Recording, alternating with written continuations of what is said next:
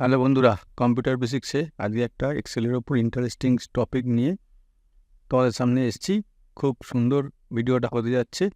তো শুরুতেই তোমাদের বলছি, ভিডিওগুলো লাইক করে দিও, বন্ধুবান্ধবদের মধ্যে শেয়ার করে দিও, আর যারা এখনও সাবস্ক্রাইব করি সাবস্ক্রাইব না, কারণ ভিডিওটা খুব ইন্টারেস্টিং হতে যাচ্ছে।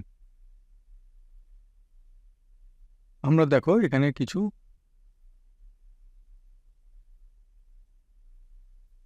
এখানে কিছু নাম লেখা আছে, রাম, রহিম, রাজেশ, কুমার, অরূপ, স্বরূপ, মিলন, অসিত, র্যান্ডামলি নাম লেখা আছে। এখানে একটা নাম লিখিনি ডাইরেক্ট, কিন্তু একটা হ্যাশ দিয়ে নেম লিখে রেখেছি। এবার একটা ফর্মুলা শেখাবো, যেটা কিনা এই নামগুলো এরকম পরপর এরকমভাবে চলে আসবে, মানে র্যান্ডামলি ছড়ানো ছিটানো আছে, সেটাকে একটা পরপর কলম ওয়াইজ অথবা রো ওয়াইজ চলে আসবে। সেটা তোমাদের দেখাবো। কীভাবে দেখাবো? মনে করো টু, ফর্মুলাটা হচ্ছে টু কল, মানে টু কলম, ফার্স্ট ব্র্যাকেট, আমি এই এরিয়াটা সিলেক্ট করব, এরিয়াটা সিলেক্ট করে দিয়ে ব্র্যাকেট ক্লোজ, এন্টার। আচ্ছা, এসে গেল। তো তাহলে ফর্মুলাটা কি দিলাম আমি আরেকবার দেখে নিই। টু কলম, এরিয়াটা আমি সিলেক্ট করে দিলাম। এবার দেখো একটা মজার জিনিস, এখানে মাঝে মাঝে জিরো এসছে এবং এখানে একটা এরর এসছে। মাঝে মাঝে জিরো আসার কারণ, আমরা তো এরিয়াটা সিলেক্ট করেছি এইটা, তাহলে এই যে ব্ল্যাঙ্ক যে জায়গা দুটো, এই যে ব্ল্যাঙ্ক এই জায়গা দুটো, এই জায়গা দুটো, আর এইটা কিছু লেখা নেই, সেই জন্য এখানে জিরো এসছে।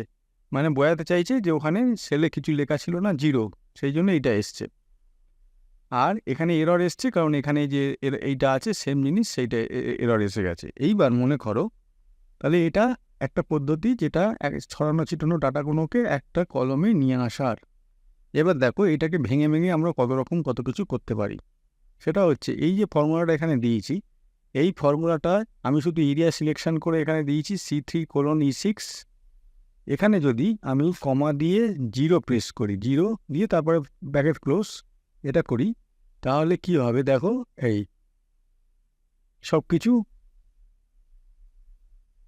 নামও আছে, ব্ল্যাঙ্ক সেলও আছে, ব্ল্যাঙ্ক সেল যেগুলো আছে ইয়েলো কালারে মার্ক করে দিয়েছে এখানে, সেখানে তার জায়গায় জিরো আছে, সব কিছু আছে। এইবার দেখো আমি এবার দেখাচ্ছি, জিরোর জায়গায় 1 প্রেস করব, 1, এন্টার। দেখো ব্ল্যাঙ্ক সেলগুলো উড়ে গেল, ব্ল্যাঙ্ক সেলগুলো কিন্তু এরর এইটা আছে, এইটা এখনও আছে, এইটা এখনও আছে। আমি কালারিং করে দিই তাহলে বুঝতে সুবিধা হবে, এইটা এখনও আছে।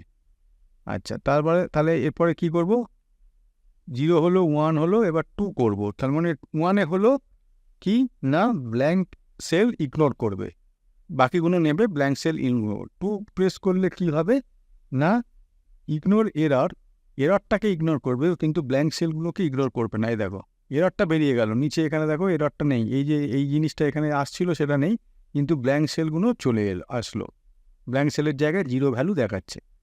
আচ্ছা, এটা 2 হলো। তাহলে এবার 3 পেস্ট করে দেখি কি হয়। 3, এটাই কি হলো না, যেগুলো এমটি সেল আছে সেগুলো ইগনোর হয়ে গেল, আর এরর যেটা এখানে এরর যেটা দিয়ে এখানে লেখা আছে সেটাও বেরিয়ে গেল। তার মানে শুধু অ্যাকচুয়াল যেগুলো অরিজিনাল ডাটা যে সেলগুলোতে আছে সেইগুলোই শুধু এলো। ঠিক আছে, তার মানে এটা থেকে কি শিখলাম না, ডাটা অনেক জায়গায় ছড়িয়ে ছিটিয়ে থাকলে আমরা যদি একটা কলমে আনতে চাই, তাহলে আমাকে টু কল এই কমান্ডটা দিয়ে কাজ করতে হবে। ঠিক আছে।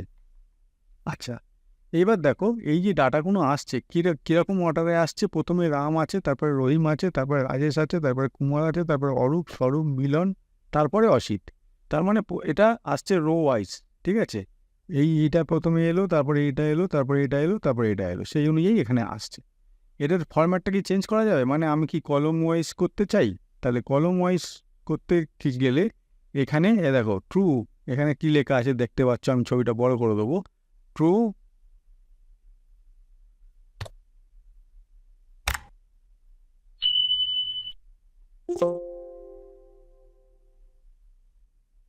এই যে ট্রু স্ক্যান বাই কলম, এখানে ট্রু লিখলে স্ক্যান বাই কলম হবে। এখানে লেখাটা আশা করি বুঝতে পারছো। তাহলে এখানে আমি ট্রু লিখে দিলাম, ট্রু লিখে দিয়ে আমি এন্টার মারলাম। দেখো এবার প্যাটার্নটা চেঞ্জ হয়ে গেল। রাম, রাজেশ, অরূপ, অসিত, রাম, রাজেশ, অরূপ, অসিত, তারপরে রোহিত কুমার স্বরূপ, রোহিত কুমার স্বরূপ, তারপরে মিলন। ঠিক আছে, তার মানে এতক্ষণ রো ওয়াইজ আসছিল, এখন কলম ওয়াইজ করে দিলাম। ঠিক আছে, প্যাটার্নটা বোঝা গেল আশা করি। ফর্মুলাটা আরেকবার দেখে নাও। 2 কল, এরিয়া সিলেকশন, 3 মানে ইগনোর ব্ল্যাঙ্ক এবং ব্ল্যাঙ্ক সেল এবং ইগনোর এরর সেল, তারপরে কমা দিয়ে ট্রু। আচ্ছা, এইবার আমি তো এগুলো কলম ওয়াইজ করছি, আমি কি বলতে পারো তোমরা যে আমরা এই পাশাপাশি ভার্টিক্যালি এই অরিজেন্টালি করতে পারি না? হ্যাঁ, সেও হবে। অরিজেন্টালি ফর্মুলাটা কি হবে তাহলে? 2 রো, আগে এতক্ষণ করছিলাম 2 কলম, 2 রো, সিম্পল ওই এরিয়াটা সিলেকশন করে দেবো। দেখো এবার দেখো এখানে 0 আসলো, আগেরটার মতো যেরকম এখানে 0 আসছিল, যে ব্ল্যাঙ্ক সেলগুলো সেগুলো 0 আসছে। তার মানে আগেরটায় আমরা কি করেছি? কলম 2 এন্টার। কলম 2 দিয়ে কি করা ছিল? ইগনোর এরর মেসেজ, তার মানে ওটাকে 1 করতে হবে। 1 যদি করি, দেখো 0 বেরিয়ে গেল, কিন্তু ব্ল্যাঙ্ক এই সেলের এইটা রইল। এটাকে করতে গেলে, তুলতে গেলে কি করতে হবে? 3, এই ব্ল্যাঙ্ক সেলগুলোও বেরিয়ে গেল, প্লাস এরর মেসেজ যেটা লেখা আছে এখানে সেটাও বেরিয়ে গেল। হলো। এইবার যদি আমরা এটা রো ওয়াইজ, এটা কিরমভাবে আসে? রাম, রহিম, রাজেশ, রাম, রহিম এরকম প্রথমে এলো, তারপরে এরকম এলো, তারপরে এরকম এলো, তারপরে এরকম এলো। আমি যদি এটা এরকম, তারপরে এরকম, তারপরে এরকম করতে চাই, তাহলে এখানে কি করতে হবে? এখানে এখানে আমাকে 3-এর পর আগেরটা কি লিখেছিলাম? ট্রু দিতে হবে। ট্রু, এই যে ট্রু, স্ক্যান বাই কলম, এন্টার। এই দেখো রাম, রাজেশ, অরূপ, অসিত, রাম, রাজেশ, অরূপ, অসিত, রহিম কুমার স্বরূপ, রহিম কুমার স্বরূপ, তারপরে মিলন।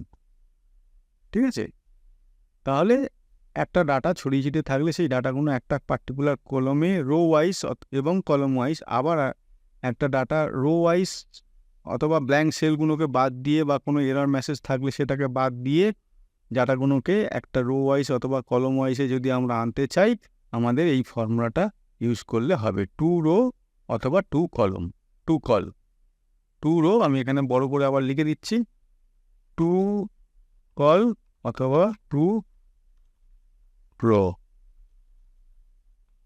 2 রো, এই দুটো আমাকে ইউজ করতে হবে। ইকুয়াল টু 2 রো, তারপরে আমাকে এরিয়া সিলেকশন করে দিতে হবে। দেখো এরিয়াটা উপরে সিলেকশন দেখতে পাচ্ছ তোমরা, কমা দিয়ে 3 দিতে হবে। 3 কেন না, কিছু ব্ল্যাঙ্ক সেল থাকবে সেই ডাটার মধ্যে, সেগুলোকে ইগনোর করার জন্য, এবং যেগুলো এরর টাইপের কোনো নাম লেখা মেসেজ থাকবে সেগুলোকে এরর ইগনোর করার জন্য। আর ট্রু এই কারণে না, আমরা ওটাকে কলম ওয়াইজ ডাটাগুলোকে কালেকশন করা হবে ফর্মুলা দিয়ে, না রো ওয়াইজ কালেকশন করাবে। সেইটা যদি ট্রু না লিখি তাহলে by default row wise collection হবে, মানে পাশাপাশি কালেকশন হবে। আর যদি এখানে ট্রু লিখে দিই তাহলে কলম ওয়াইজ কালেকশন হবে ডাটাগুলো। ঠিক আছে, খুব সুন্দর জিনিস এটা। আমরা কোনো একটা শিট, এমন একটা শিট পেলাম কাজের ক্ষেত্রে যেখানে অনেক ডাটা ছড়িয়ে ছিটিয়ে আছে, আমাকে চোখ সরিয়ে সরিয়ে পড়তে হচ্ছে বা বুঝতে হচ্ছে। আমরা এই ফর্মুলাটা অ্যাপ্লাই করে সিলেকশন করে একটা রো বা একটা কলমে পরপর আমরা নিয়ে আসলাম, তাহলে আমাদের ডাটাগুলো পাশাপাশি এলো, কাজের এখন পড়তেও সুবিধা হবে, বুঝতেও সুবিধা হবে। ঠিক আছে, এরকম বিভিন্ন ক্ষেত্রে তোমরা এমন কাজে এক্সেল শিট পাবে যেগুলো এই ফর্মুলাটা অ্যাপ্লাই করে নিজেদের কাজ সুবিধে করে নেওয়া যাবে। ঠিক আছে, একটা কাজের জিনিস আশা করি শিখতে পারলে, যদি নিজেদের মতো ডাটা রেডি করে এক্সেল শিটে ফর্মুলাটা অ্যাপ্লাই করে দেখবে, তাহলে অবশ্যই তোমাদের প্র্যাকটিস হয়ে যাবে। যত বেশি প্র্যাকটিস করবে তত বেশি তোমাদের এক্সেলের ওপর কাজ করতে সুবিধা হবে। আর কাজ করতে সুবিধা হচ্ছে তার মানে তোমরা কিছু শিখতে পারছো আমাদের ভিডিওগুলো দেখে। তাই আশা করব তোমরা ভিডিওগুলো একটু লাইক করে দেবে, ভিডিও বন্ধুবান্ধবদের মধ্যে শেয়ার করে দেবে, আর যারা এখনও সাবস্ক্রাইব করনি তারা সাবস্ক্রাইব করে দেবে। তো আজকে এই পর্যন্ত বন্ধুরা, পরের দিন এক্সেলের ওপর আবার একটা এরকম নতুন কিছু টপিক নিয়ে তোমাদের সামনে হাজির হচ্ছে। Thank you.